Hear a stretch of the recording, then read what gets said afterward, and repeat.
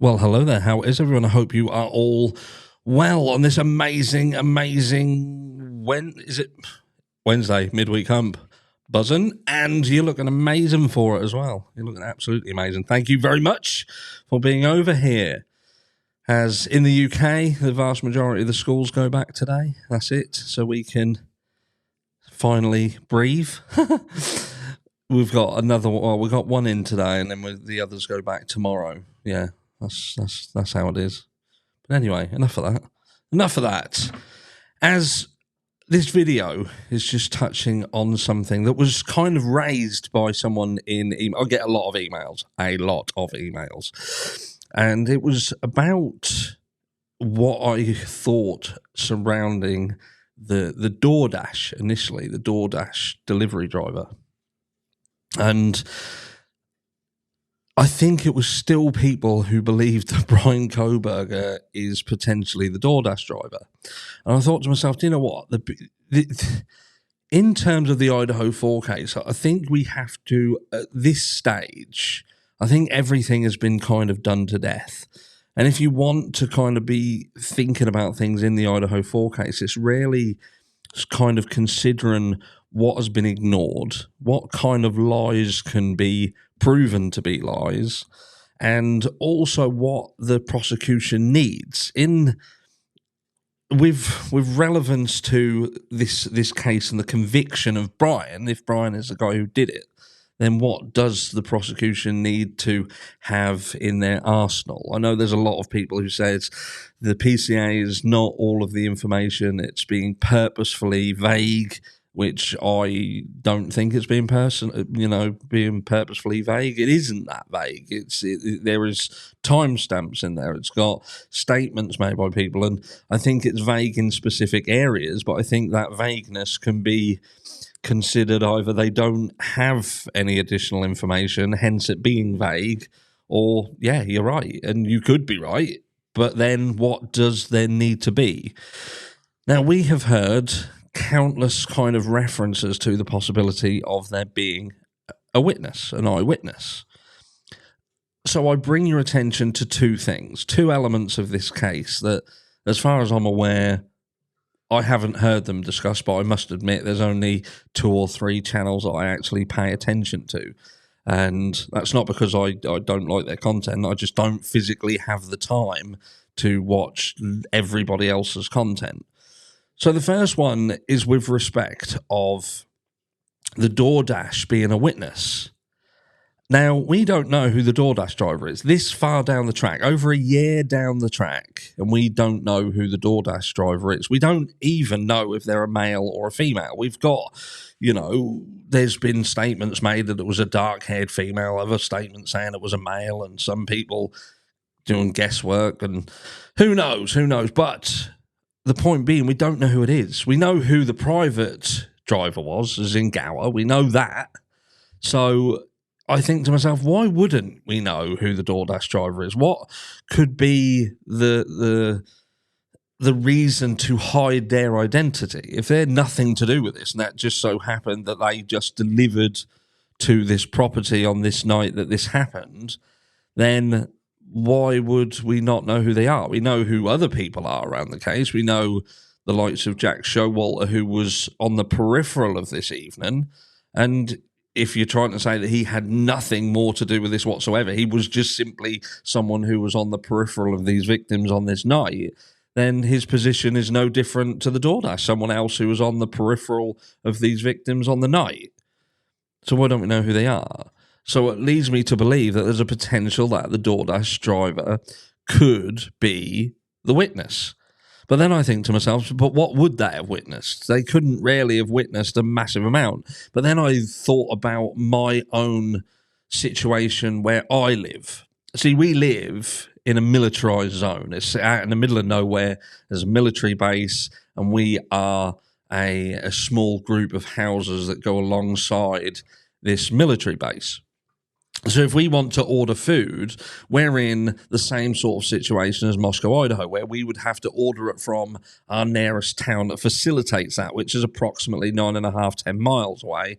And the food takes approximately 25 minutes if you're ordering it later, because you're not really impacted by traffic then.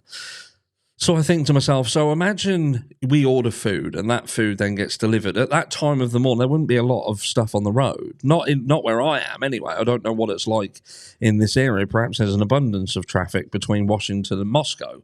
But then I think, we have touched on this previously, that I can imagine that if these two cars, if we're trying to say that was Bryan Kohberger and Bryan Kohberger's car, then these cars are in tandem.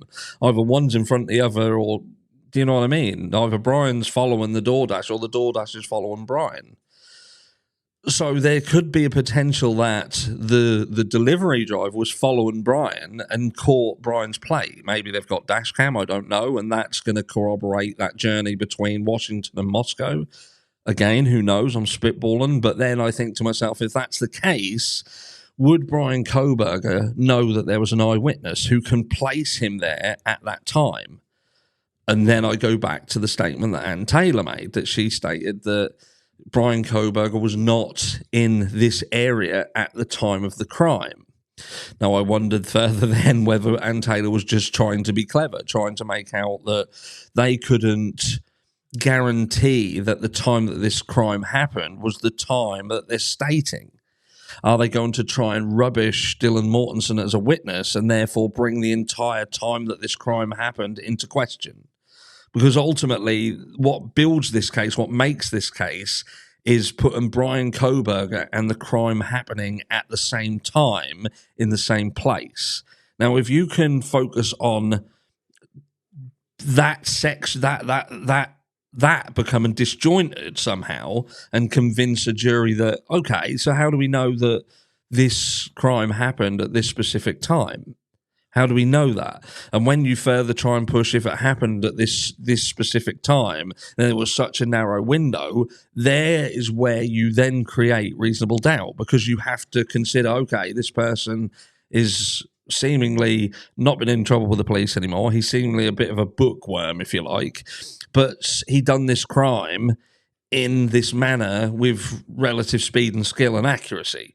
Again, we've spoken on this before.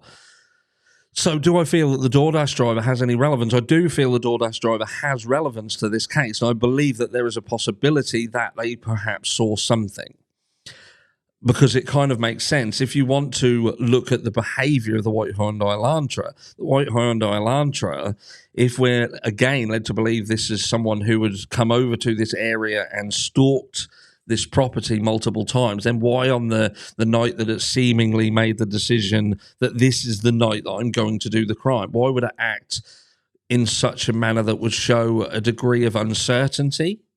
And the only thing that falls into making sense in that scenario is that they have seen something else at the property that they need to make sure has cleared the property before they go forth and commit this atrocity. And again, I'm just spitballing because that question was raised in regards to the DoorDash and witnesses, and could there be a witness? And that to me is what this crime needs. Now, again, I've always wanted to give Bryan Kohberger the benefit of the doubt, and I do. I personally haven't seen enough personally that convicts this guy beyond a reasonable doubt. Am I naive? Again, I have to keep saying this because there's still people who don't watch enough content to fully grasp what's going on here. And, I do feel that Bryan Kohberger could indeed be the person who done it, but there would need to be stuff that proves it. We talk about the 12 visits that he apparently took to this area. So does it exist footage of Bryan Kohberger outside of 1122 King Road at these 12 visitations? Because there is no mention of that in the PCA. Was he, we know that on the specific night, they're trying to say that he was caught on camera, but on these other visits, again, is there the same footage showing his car right outside and at this property? My final question is, as far as I'm aware, in terms of US law, Bryan Kohberger would have to know everything that the prosecution has. He'd have to know everything. So if Bryan Kohberger has indeed done this crime, and he knows that there's an eyewitness that can place him there, and he's also got his DNA on the knife sheath inside the property. They can also prove that he was there 12 other times. And all this can be proven. The same as the White Hyundai Elantra can be proven. They've got it. They've got enough to make it sure that that is indeed Bryan Kohberger's car. Beyond a reasonable doubt. They've got it. They've got all that. Why would Bryan Kohberger not be taking a plea deal unless there just isn't one on the cards? And why would Ann Taylor seemingly be pushing the fact that there is no connection between her client and the victims? I get it that there could be more evidence come out later on down the line that can prove all of these things and fill in the gaps. I just wonder whether if the prosecution and the defense have been communicating and they have indeed now got all of that information, how does Bryan think he's going to escape it? How does he think he's going to escape it if it can indeed be proven beyond a reasonable doubt, which he should know by now? Let me know down below what you think. Is this case a case that is indeed over? Does Bryan, is he privy to the fact that this is done and they're just trying now to get out on a technicality to prove that something went amiss somewhere else? Because if that's the fight here, he is pissing into the wind. And if Ann Taylor is leading him to believe that he can do it this way, then you have to then question the integrity of that public defender. At the end of the day, she's a public defender. She can only do so much and be so good. I know that people speak quite highly of Ann Taylor, but if she was an amazing attorney, the best that there is, she wouldn't be in the position that she's in now. And with the roots being Moscow, Idaho girl, I do still have to put into, I'd still have to question the sincerity of her fighting the Bryan Kohberger corner. But again, what would you have to see? I ask it constantly. I ask what you guys would have to see. What would they have to have? I do believe that they have to have an eyewitness, but can that eyewitness exist? And if that eyewitness witnessed anything nefarious, then why wouldn't they have spoken out earlier? Or did they indeed speak out immediately? And is that why law enforcement were very quickly looking for a white Hyundai Elantra? Is it because the DoorDash driver pointed out the white Hyundai Elantra? Did they point out that there was potentially someone else in the white Hyundai Elantra with the driver? Hence why they were looking for a white Hyundai Elantra with occupants in it. Let me know. Is the DoorDash driver the witness? Is that why there is no clear identity on the DoorDash driver? Let me know what you think. And join me tonight in the live because we've got a lot to discuss. We've got a lot to go over. Keep looking amazing, and I'll see you in a few hours.